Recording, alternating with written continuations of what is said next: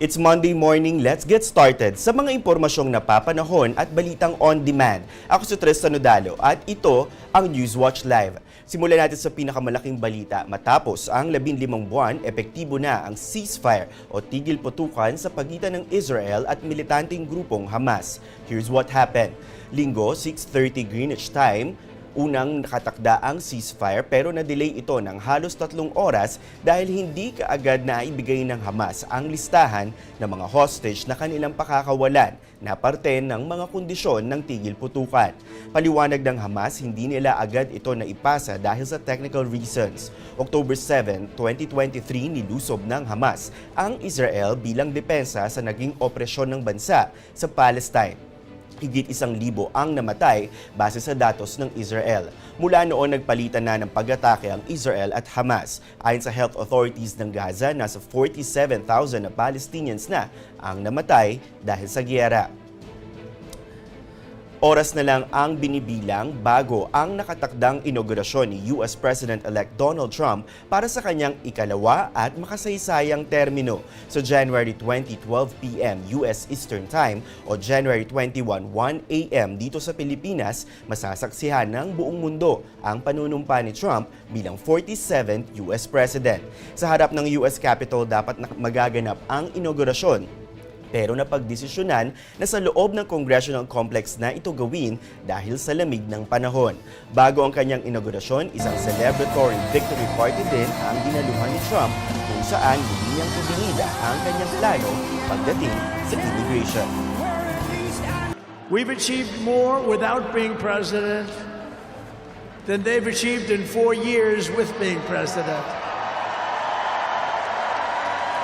But just imagine all of the good things that we will accomplish together with 4 more years in the White House, and we're going to do a lot of things. You're going to see something tomorrow. You're going to see executive orders that are going to make you extremely happy. Lots of them. Lots of them.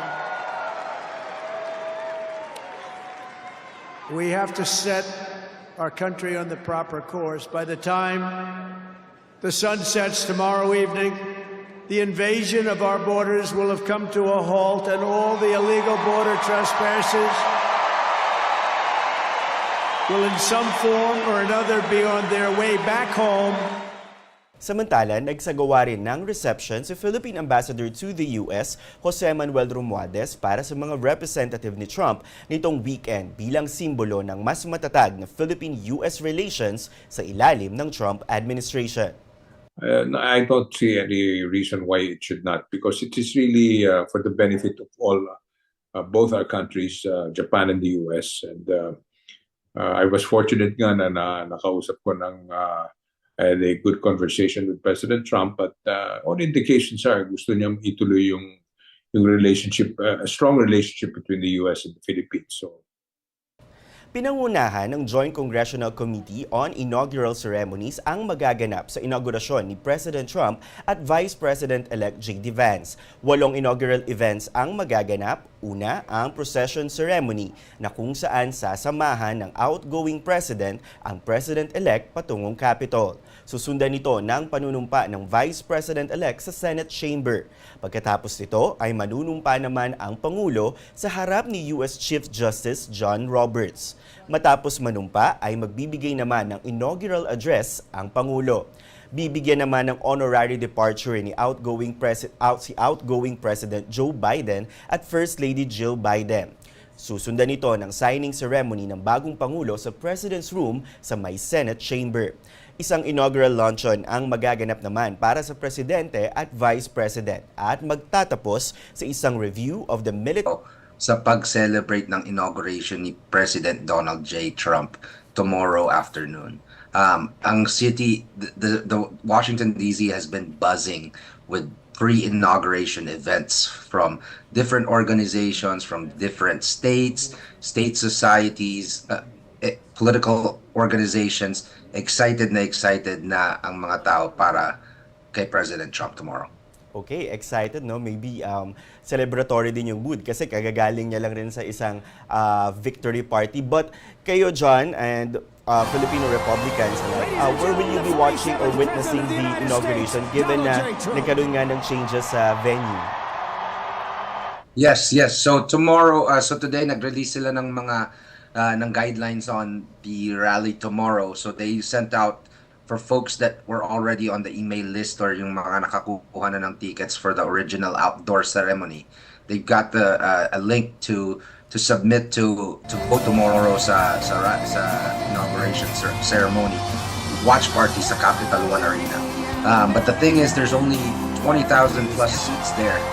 Pero mahigit ang 800,000 na ticketed folks, no? 'Cause sometimes in the seated areas was 250,000. So talagang magiging first come first serve. I'm imagining a very very packed Capital One Arena. Tapos ang mga pila, I think they're starting at 9 o'clock to open the doors for the people to come in. But I imagine maraming taong magpipila mula madaling araw pa para makakuha ng upuan sa loob ng arena. And then President Trump is expected to speak sa Capital One Arena tomorrow around 3:30 p.m. after his ceremonies inside the Capitol.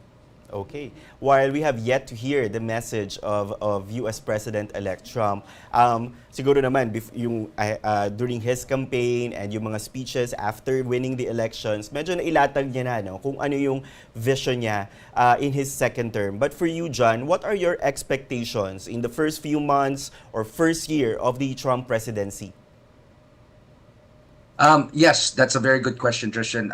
From what we've seen with President Trump and what he did in 2017 after his inauguration, you can see that whatever he put on his campaigns as promises, he kept them and delivered for them in the first 100 days. I'm sure President Trump is going to be aggressive.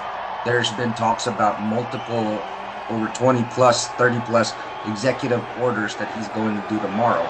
And what those executive orders do are to set the course for his upcoming agenda, but also to rescind some of the current executive actions and orders that the current President Joe Biden has done.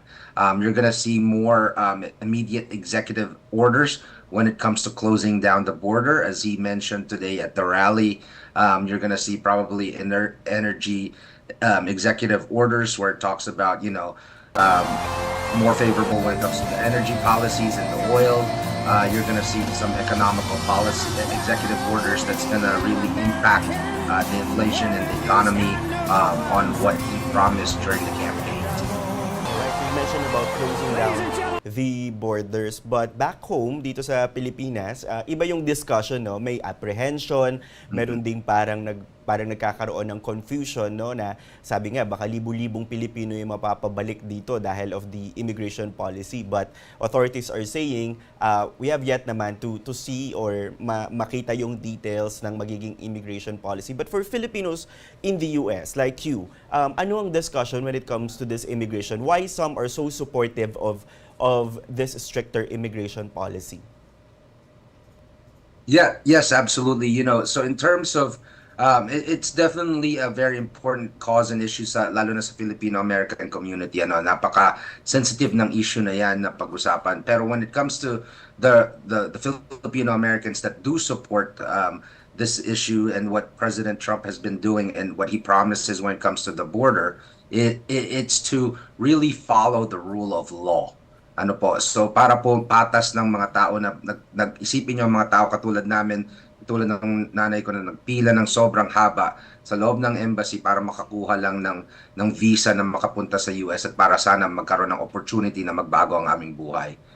When it came to that, so even when you talk to the legal Filipino-Americans here, that's a sentiment that as they're appreciative of, they want to follow the rule of law.